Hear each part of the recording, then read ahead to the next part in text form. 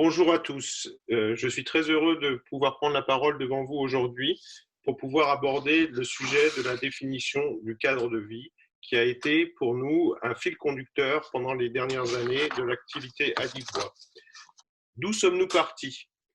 Adivbois est l'association de deux filières, de la construction bois et de l'ameublement. L'idée était de créer les synergies entre les différentes filières pour pouvoir développer un produit architectural et innovant du XXIe siècle. Le BAS, par exemple, a été au XXe siècle une vraie révolution dans la prise en compte des modes constructifs et de l'association en fait, des différents composants du bâtiment. Il nous était apparu important d'aller vers un système qui permettrait effectivement d'associer les compétences, des savoirs des uns et des autres pour développer donc ce produit bois avec des caractéristiques de prix, de fonctionnalité, de qualité, de délai qui soient à la hauteur des enjeux industriels du XXIe siècle. Au-delà de ça, je dirais que les Français peuvent se targuer d'avoir une vraie French touch et on voulait la mettre en œuvre aussi et l'associer dans cette démarche pour pouvoir valoriser ces savoir-faire qui sont souvent laissés un peu de côté dans les projets. Enfin, on est parti aussi d'un certain nombre de constats, comme celui, par exemple, que dans bon nombre d'opérations neuves, on se retrouve avec des équipements qui sont installés puis mis au rebut. Et là, il nous paraissait quand même intéressant, au moment où on commence à parler de beaucoup de développement durable, d'intégrer aussi ces dimensions. La dernière pierre à l'édifice qui nous a permis effectivement de définir le cadre de vie était aussi une volonté d'approcher le marché de manière globale et d'en définir effectivement les contours pour pouvoir définir une offre qui soit à l'intention des maîtres de l'usage qu'on définira un peu plus loin dans la présentation.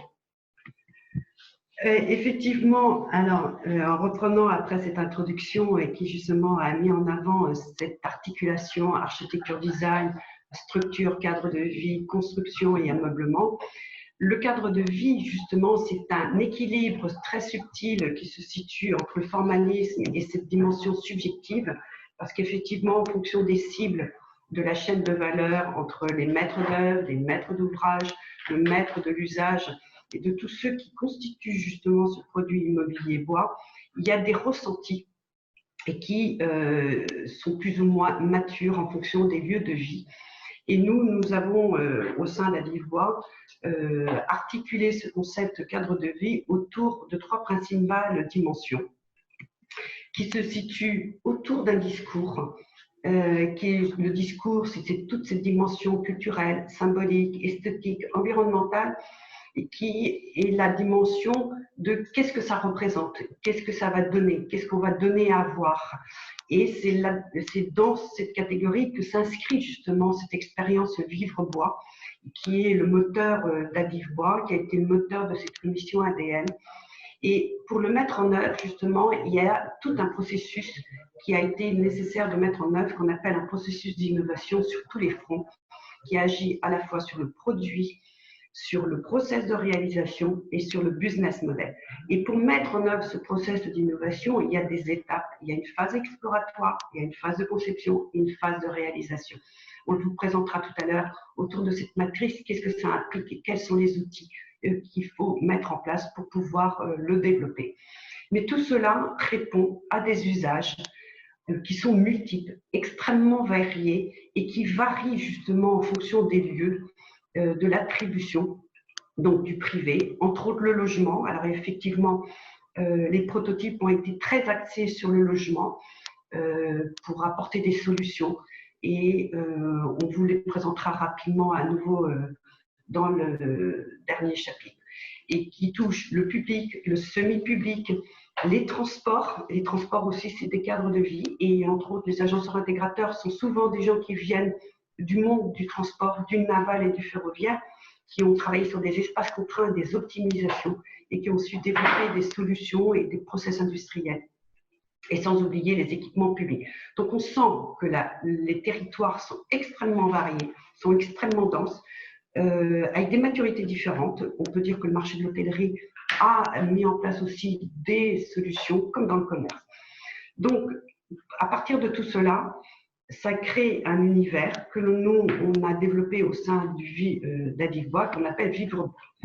Donc, en un mot, le cadre de vie, c'est une synthèse des attentes, des idées, des potentiels de tous les acteurs de la chaîne de valeur de l'industrie immobilière qui part de l'usager jusqu'à la ressource et qui s'intègre dans ce processus d'innovation sur tous les fronts.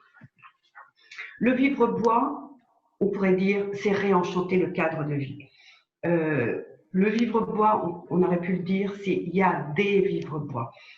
Vous êtes du côté de la maîtrise d'ouvrage, vous pouvez écrire plusieurs histoires. Les maîtres d'œuvre, eux, ils le font de tous les jours, mais c'est une manière, à travers ce matériau bois qui nous fédère, qui est vraiment ce fil conducteur, permet d'illustrer justement cette forte relation étroite à la nature et qui, à partir d'une étude que Adivebois et la commission architecture design marketing avaient lancée en 2016 auprès de 1500 Français, dont nous sommes tous des représentants, nous a donné des ratios, des scores exceptionnels qui nous démontrent la richesse, la multiplicité, et je pense que dans cette période de post-Covid, on pourrait dire que même si on la refaisait aujourd'hui, nos scores seraient encore plus élevés et qui ont illustré justement cette demande et cette attente de relations étroites à la nature. Donc le Vivre Bois exprime ces modes de vie durables en quête de sens, de mieux-être et de mieux vivre. Et donc tout cet écosystème, ces mobilités vertes, bon, je pense qu'on en parle beaucoup aujourd'hui, les circuits courts, les jardins partagés, les fermes urbaines, le recyclage, le réemploi, les makers, la santé, le bien-être. Et tout cet écosystème, nous avons essayé de le mettre justement dans le développement de ces solutions design, ces objets architecturaux que l'on a mis à l'échelle du bâtiment et développer ces solutions. Mais à travers ce Vivre Bois, il y a des cibles. Et ces cibles, elles ont des attentes, elles ont des spécificités. Et je pense qu'il y a une cible qu'on va plutôt s'axer, et je pense que nos solutions ont été plutôt adressées à ces 23%, qui est le cœur de ce marché, le cœur du développement de ce marché, de ce potentiel, et qui aujourd'hui s'exprime à tous les niveaux dans la société, sur le plan politique, sur le plan économique, auprès des entreprises, dans les ARH, dans les modes de vie. C'est les 23% que nous, on a atteint la cible esthétique, bien-être et preuve. Et la preuve, elle est tant au niveau technique, mais elle est aussi dans sa traçabilité, elle est dans ses usages, elle est dans la faisabilité économique et industrielle. Et c'est de créer un discours, mais un discours qui soit dans le réel et qui ne soit pas, entre guillemets, dans le greenwashing. Également, ce point de vue renforce tout le propos qu'on vient de se dire tout à l'heure, c'est que dans cette étude, nous avions déjà constitué des planches qu'on avait appelées ces courants de création, qui étaient une préfiguration de l'histoire bois, architecture, design, de la construction bois et de l'ameublement, et qui faisait aussi allusion à des modes de vie, puisqu'on avait intégré aussi bien l'intérieur que l'extérieur, qu'on avait mis des objets qui illustraient des modes de vie. Avant exposition de ces planches, on leur demandait: est-ce que vous seriez d'accord d'envisager un futur projet bois? On avait 14%, ce qui était déjà énorme, d'après le cabinet Sorgem qui nous a fait cette étude. Et après exposition, c'est 60%. Ça veut dire quoi? Que vous, aussi bien du côté de la maîtrise d'ouvrage que le maître de l'usage, demande justement des solutions très fortes, distinctives et avec une vision globale. Et c'est ce qu'on a expliqué tout à l'heure, d'où nous sommes partis, c'est que nous avons essayé d'intégrer dès le début cette vision globale, architecture, design, structure et cadre de vie, et que le cadre de vie, justement, qui part du second œuvre jusqu'à l'objet, soit pleinement intégré justement dans tout ce processus de conception du produit immobilier bois. La deuxième partie, en fait, va aborder le process d'innovation sur tous les fronts. En effet, le principe était au stade où effectivement on a démarré l'action ADM, L'idée était effectivement, comme on vous le disait, de revisiter le cadre de vie, mais simplement, on a souhaité aussi aborder ça sous les aspects très variés, qui sont les 5 facteurs d'innovation qu'on a identifiés. Le premier d'entre eux, c'était habiter plus. En fait, concrètement, l'idée était de se dire, aujourd'hui, les surfaces se réduisent dans le logement et dans le bureau. Comment est-ce qu'on peut finalement donner plus d'usage à l'intérieur d'une surface qui se réduit du fait de la pression du foncier? La deuxième partie, qui était créée effectivement collectivement, on s'est rendu compte que pour certains d'entre nous qui étions industriels, on a bien compris qu'il y avait une nécessité au sein aussi des métiers de la construction de favoriser l'échange et de pouvoir mettre en commun des travaux pour pouvoir améliorer et mieux se comprendre entre acteurs de la construction, que ce soit la maîtrise d'ouvrage, la maîtrise d'œuvre, les entreprises qui généralement avaient tendance peut-être à fonctionner un peu trop en silo, et on l'a vu lors du prototypage, ça a été un vrai bénéfice pour l'ensemble de l'équipe que de pouvoir développer ce collectif malgré les évolutions technologiques qui nous feraient penser que le collectif est finalement plus facile. L'autre sujet, le troisième sujet, c'était vivre mieux. On s'est tous accordés à se préoccuper sur la qualité de l'air, la qualité des matériaux, et en fait de mieux intégrer finalement le bâtiment bois que ce que permettait le bâtiment bois de mieux s'intégrer dans la vie. Le quatrième, fabriquer autrement. Très clairement, aujourd'hui, la construction bois, l'immeuble bois en particulier, favorise en fait la préfabrication.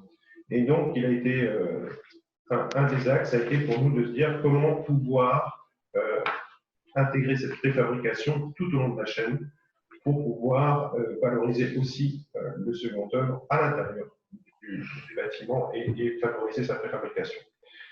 Et dernier point, aujourd'hui, on constatait qu'une grande partie de la valeur partait dans la mauvaise organisation, les malfaçons, les problèmes d'assurance. Et l'idée était de se dire comment rentrer dans un modèle plus vertueux qui permettait aussi de redonner de la valeur à l'intérieur du système. Donc, tout ceci s'est organisé autour d'un processus que Marie-Cécile va vous présenter tout de suite. Alors, comme vient de dire Charles-Henri, autour de ces 5 facteurs clés de succès, on pourrait dire qu'ils ont été le point de départ de toute la démarche et justement de nous accompagner sur la rédaction de ce Vademecum, qui était pour tout le concours, hein, parce qu'on n'était pas exclusivement logement, on était bureau, logement, il y avait des crèches, enfin dans les programmations, il y avait toutes les typologies d'usage. Et en réalité, tout ce process que l'on a mis en place s'articule justement autour de cette matrice. Alors on va me dire, ça veut dire quoi? C'est au sein de ce processus, il faut savoir qu'il faut voir toutes les variables pour accompagner justement ce développement de cette vision du cadre de vie. Alors le cadre de vie, je pense aussi qu'il faut le voir, on est parti du macro-lot cadre de vie que vous voyez en haut dans le process de mise en œuvre, qui veut dire je pars du second œuvre, qu'est-ce qui est du domaine de la structure, qu'est-ce qui est du domaine pérenne, qui est non évolutif, qui restera toujours aussi bien dans le neuf, qui est dans la construction, dans la rénovation. Dans la rénovation, on ne casse pas tout. On sait que les axes, les fluides, les colonnes techniques restent des éléments structurants du bâtiment. Et donc, nous, on parle de tout ce qui est la partie évolutive. Donc, c'est la connexion, les interfaces entre les fluides, de ces plomberies, électricité, domotique, qui inclut aussi l'agencement, tout ce qui est mobile. Donc, c'est cette vision intégrative. Donc, dans le processus d'innovation, vous avez la dimension produit. Donc, c'est tout le process d'éco-conception. Et tout à l'heure, quand vous parliez d'usage, quand vous parliez du bureau, quand vous parliez du logement, quand vous parliez de la mixité aussi des bâtiments, c'est à ce moment-là où justement, dans le cahier des charges, quel est le parcours de l'utilisateur, quelle est l'expérience du maître de l'usage. Donc, c'est de retravailler justement sur tous ces process. Donc, ça, c'est en phase exploratoire. Donc, c'est un travail d'étude, c'est un travail de cahier des charges très important. En parallèle de ça, c'est aussi de se poser la question très rapidement. Quel est le procédé de fabrication que l'on veut mettre en place? Comment on veut le mettre en œuvre? Et c'est la question, qu'est-ce qu'on fait en usine? Qu'est-ce qu'on fait sur chantier? Et qu'est-ce qu'on fait en usine et qu'est-ce qu'on assemble sur le chantier? Donc là, je renvoie au maître d'œuvre, qui est justement une pierre très importante, avec le maître d'ouvrage. Et je pense qu'il y a un trio qui est fondamental. C'est le maître d'œuvre, le maître d'ouvrage et l'industriel. C'est-à-dire ce trio doit être en permanence dans l'articulation et dans l'accompagnement. Et face à ça, quel est le business model sur lequel on veut aller? Est-ce qu'on reste sur des business models de construction classiques, c'est-à-dire on fait matériaux bois contre d'autres matériaux, c'est-à-dire on reste sur une démarche classique d'allotissement, de business model, de son bilan financier, ou est-ce qu'on raisonne en coût complet avec une analyse au cycle de vie, ou alors est-ce qu'on raisonne en disant je ne vends pas des mètres carrés, mais je vends du cadre de vie.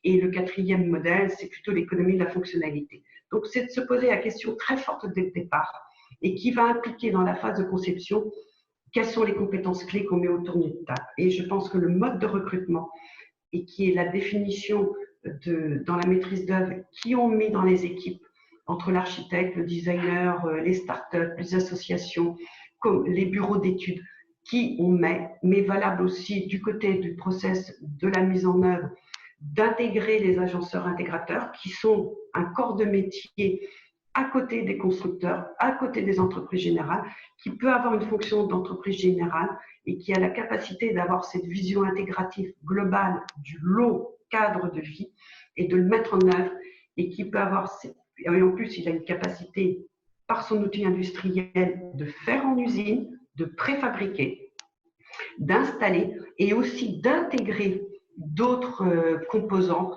c'est-à-dire d'autres fournisseurs qui peuvent être des éditeurs, qui peuvent être des fournisseurs de matériaux, et il peut assembler, on peut l'imaginer comme une voiture, c'est-à-dire que le chantier deviendrait la plateforme d'assemblage et l'agenceur intégrateur a la capacité de le faire. Et face à ça, de ce business, quel modèle économique, quel est le modèle d'affaires que je mets en face et quels sont les indicateurs de performance? Alors, au sein d'Adilbois, on a identifié 3 grandes familles d'indicateurs de performance qui sont les indicateurs évidemment économiques, hein, ça on est tous d'accord, mais qui renvoient aussi à la valorisation du produit immobilier bois et biosourcé, pas que le bois, biosourcé. Des indicateurs sociétaux, donc c'est là où on ramène le bien-être, on ramène la santé, on ramène aussi la notion d'usage, l'optimisation des mètres carrés, mais des mètres cubes, c'est-à-dire d'avoir une vision de volumétrie, la qualité des usages et une dimension environnementale. Et par exemple, d'envisager un SLV du cadre de vie, quel est le bilan carbone justement de ce lot. Et puis dans les phases de réalisation, ça permet d'envisager une structuration de l'offre du produit. Donc ça peut être du côté de la maîtrise d'ouvrage, justement de concevoir un produit avec une structuration de l'offre et qui propose des solutions au maître de l'usage. Du côté du process de la mise en œuvre, justement c'est ce macro-lot. Et puis du côté du business model, aussi bien de tous les acteurs, du bilan financier. Et puis si par hasard il y a du développement de nouveaux produits, quel business plan mettons en œuvre pour justement assurer son développement. Donc, en fait, pour résumer, Marie-Cécile, on pourrait dire qu'en fait, on souhaite rentrer dans un modèle économique équilibré à impact positif. En effet, l'idée, elle est relativement, je dirais, elle peut paraître simple, mais elle revêt quand même un certain nombre de complexités qu'on a pu expérimenter lors du prototypage. Et particulièrement, l'idée est vraiment pour l'usager, alors qu'il s'agisse du résident de l'acquéreur dans un immeuble ou d'un exploitant, c'est simplement de faire sortir un peu du parcours du combattant lorsqu'il prend en possession son bâtiment, par la flexibilité en fait qui est donnée en amont par la conception de faire évoluer et de pouvoir personnaliser finalement son lieu de vie, tout en ayant des technologies maîtrisées et des frais qui soient limités.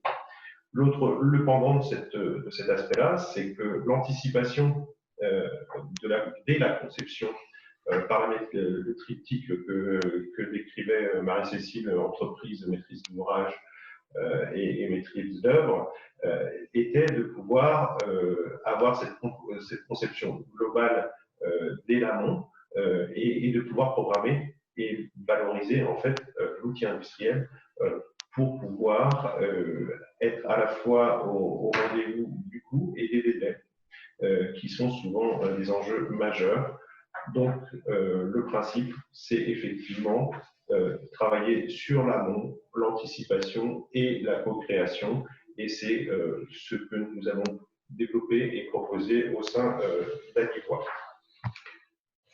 Donc, effectivement, ça va revenir sur ces questions dont on disait tout à l'heure. Et c'est vrai que dans l'étude de Conso, ce qui est ressorti, c'était une demande de plus de flexibilité, de modularité, de lumière, de design aussi. Alors, effectivement, on a mis cette thématique parce que ça nous renvoie sur nos prototypes de flexibilité, de reversibilité et d'adaptabilité. Et regardez les scores qui sont attendus des maîtres de l'usage. Et donc, là, on vous a mis ce slide qui était de dire comment on augmente l'expérience client. Alors, on a mis client parce que je pense que dans cette problématique, c'est que les clients sont multiples. C'est aussi bien le maître de l'usage, mais c'est le maître d'œuvre, c'est le maître d'ouvrage, ainsi que l'agenceur intégrateur. C'est-à-dire qu'au départ, c'est presque une approche de configurateur.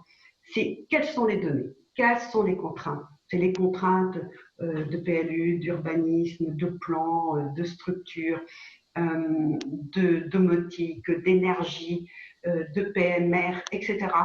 C'est de bien définir toutes les contraintes et toutes les données pour lesquelles on est et d'identifier les besoins que l'on veut satisfaire. C'est manger, c'est dormir, c'est travailler, se restaurer, c'est discuter, c'est prendre un café avec un collègue. Dans le cas du Covid, de comment on maintient les distances, comment on fait le télétravail, parce qu'aujourd'hui, le bureau, il est décentré chez soi. Donc, quelle est la relation entre le lieu du bureau et le logement? Comment on permet au logement d'avoir justement cet espace de travail? Et puis demain, quand les enfants ne pourront pas aller à l'école parce que justement on est obligé de fermer, comment fait-on d'assurer le télétravail avec des enfants à côté de soi et d'avoir cette intimité? Et à partir de ça, de construire des solutions. Et ces solutions, effectivement, on les a fait multiples. C'est des micro-architectures, c'est des solutions design, c'est des connecteurs, c'est des cloisons fonctionnelles, c'est des cloisons mobiles, c'est des fileurs, c'est des stylobates. Et tous ces composants construisent ces solutions pour ce cadre de vie. Et donc, derrière ça, on peut industrialiser, mais en même temps, il ne faut pas oublier la personnalisation. Et pourquoi on amène l'agenceur intégrateur dans cette démarche? C'est parce que justement, son cœur de métier, qui était justement l'agencement, il est le dernier corps de métier sur site, puisque c'est lui qui fait la réception au chantier, puisqu'il est le dernier, il a la capacité de prendre en compte justement comment on va habiter, comment on va vivre, quels que soient les lieux. Je ne mets pas que le logement. Justement, c'est peut-être cette dimension du logement qui part dans les différents lieux, qui amène ce bien-être, cette santé et cette façon de vivre, et on est dans des réponses de vie augmentée. Donc voilà, et Charles-Henri va vous présenter les principes de base qu'on avait mis en place autour des prototypes, qui était un petit peu notre guideline. Bon, c'est une façon de dire voilà notre cahier des charges. Mais là, ce que je vous ai présenté tout à l'heure, ça a été notre guideline pour accompagner le développement des prototypes.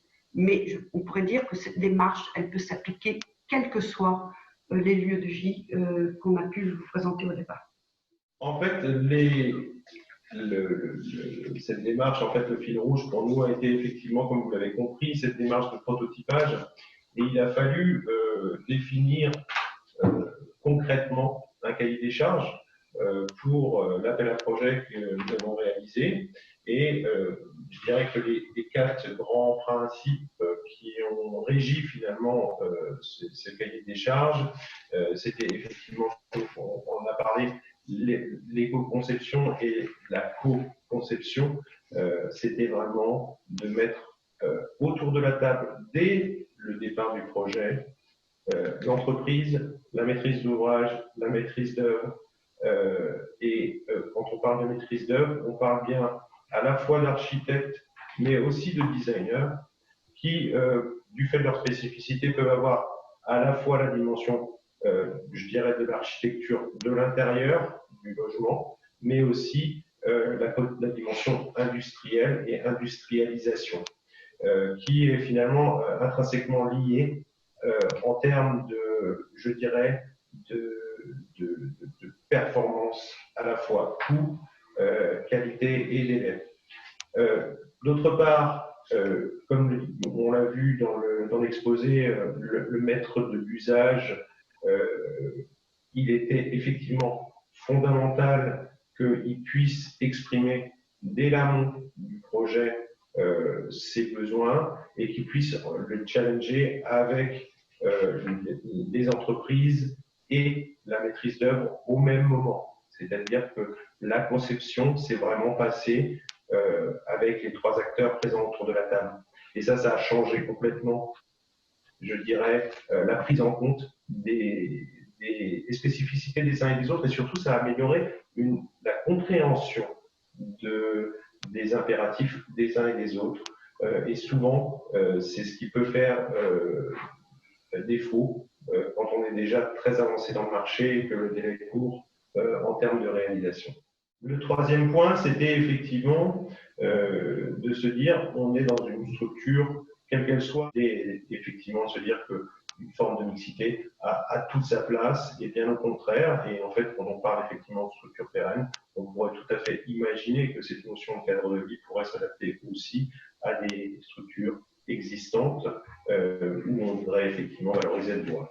Donc, c'est, je dirais, un vrai souhait que de différencier les deux et surtout de favoriser le principe de plug and play qu'on connaît très bien sur tous les équipements informatiques aujourd'hui, mais vraiment être en mesure d'arriver avec des systèmes où finalement c'est plus l'électricien en tant que tel qui vient faire le raccordement, mais c'est bien l'agenceur intégrateur qui a travaillé en amont avec un électricien pour intégrer tout le réseau à l'intérieur des solutions et qui viennent se plugger effectivement sur la gaine.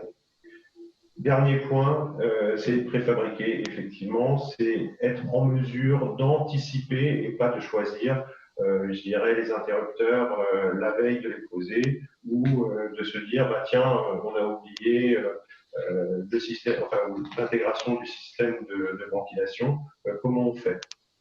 Bien au contraire, c'est vraiment de reprendre cette conception dès l'amont avec l'ensemble des BE pour pouvoir être sûr que l'ensemble des besoins ont bien été intégrés. Comme l'a dit Marie-Cécile, effectivement, il y avait d'autres critères qui paraissent peut-être anodins, mais effectivement, le fait qu'une palette puisse passer dans les portes avec, je dirais, des éléments en place, c'était une première chose, mais il y avait aussi d'autres critères. Alors, il y en a un qu'on a imposé, qui était de se dire, on veut des compagnons sur chantier qui arrivent finalement qu'avec une visseuse et un niveau, et être en mesure, effectivement, d'anticiper toutes je dirais, les tolérances dimensionnelles et d'adaptation dans les systèmes constructifs, de telle sorte qu'on puisse régler sur site, sans être obligé de tabler. Alors, je vais répondre très rapidement et je pense que Marie-Cécile va pouvoir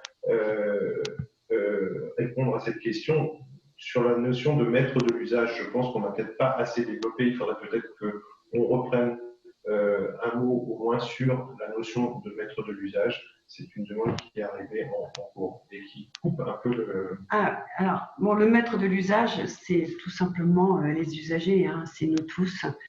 C'est celui qui est l'utilisateur final. C'est pas l'utilisateur, par exemple, dans le bureau, c'est pas, comment je veux dire, la maîtrise d'ouvrage qui fait pour des clients ou pour des entreprises, c'est la personne, l'employé, c'est le personnel, c'est celui qui utilise au quotidien de tous les jours.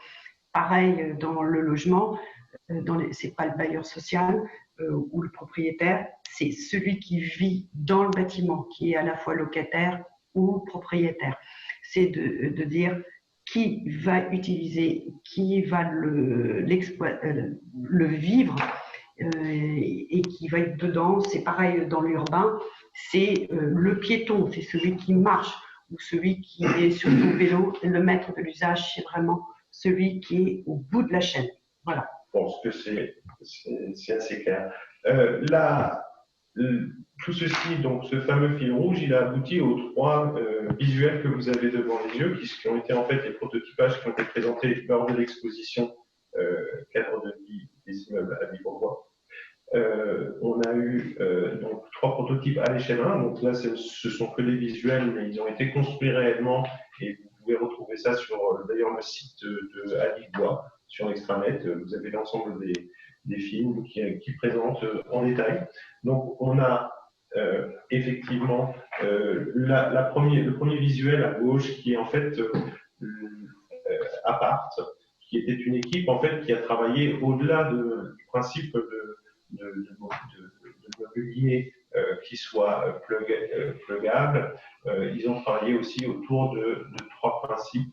Le premier qui était en fait ce que vous voyez en partie haute des cloisons, qui était la traversière. Donc l'idée était de travailler aussi sur la lumière de ces logements, donc, et qui permettait en fait cette traversière non seulement de favoriser la lumière, mais aussi de favoriser la fixation au plafond de ces cloisons mobiles. Ça, c'était une première chose. Le deuxième élément très important, ça a été aussi de travailler sur une cellule humide, un volume contraint, qui se trouvait avec la cuisine et la salle de bain, qui était partagée par, en fait, adossé les deux contre une cloison technique qui intégrait en fait l'ensemble des fluides et qui permettait effectivement de venir plugger les éléments les uns contre les autres. Dernier point qui a été certainement, je pense, très apprécié par tous, a été ce travail sur le développement durable et le réemploi, avec le travail de l'atelier Emmaüs sur le réemploi de panneaux, de mobilier, qui composait à peu près à 20%, 30% pardon, le volume de matériaux mis en œuvre. Et on a aussi retravaillé bien sûr le principe des connecteurs avec des principes qui sont déjà existants depuis un certain temps, qui sont le stylomat par exemple, ou d'autres choses. Au centre, on retrouve la capsule qui est là, était en fait une micro-architecture qui se voulait un tout en un, plugable juste sur sur les colonnes. L'idée était de pouvoir avoir un volume qui intégrait salle de bain, qui pouvait être transformé en PMR si c'était souhaité, et cuisine et rangement à l'intérieur d'un studio, donc sur une surface de 5,50 m. Qui peut aussi bien en hôtellerie. Oui, voilà, qui peut être aussi exploité en hôtellerie ou en résidence spécifique. Et l'idée était d'avoir un élément qui soit complètement démantelable, et lui, pour le coup, qui arrive sur une palette, des palettes traditionnelles, et qui est monté maintenant avec l'entraînement des équipes à près d'une journée montée et une journée démontage. Donc assez impressionnant. Et le troisième le troisième système qui avait été proposé, qui était le macro-meuble, là c'est en fait l'adjonction de modules de type, je dirais, de modules qui permettent en fait de créer un volume qui vient être emballé après, on va dire, par une cloison qui fait l'habillage, mais on a des systèmes de cloison sèche et de cloison humide. Et ces systèmes de cloison sèche permettent en fait l'adaptation au PMR par le démontage et dans le temps, donc on a une adaptabilité, une réversibilité et aussi une évolutivité dans la mesure où l'ensemble des éléments à l'intérieur des modules peuvent être personnalisés ou reconfigurés à mesure. Il nous reste à vous remercier pour votre attention. Merci beaucoup. Merci. Au revoir. Au revoir. Au revoir.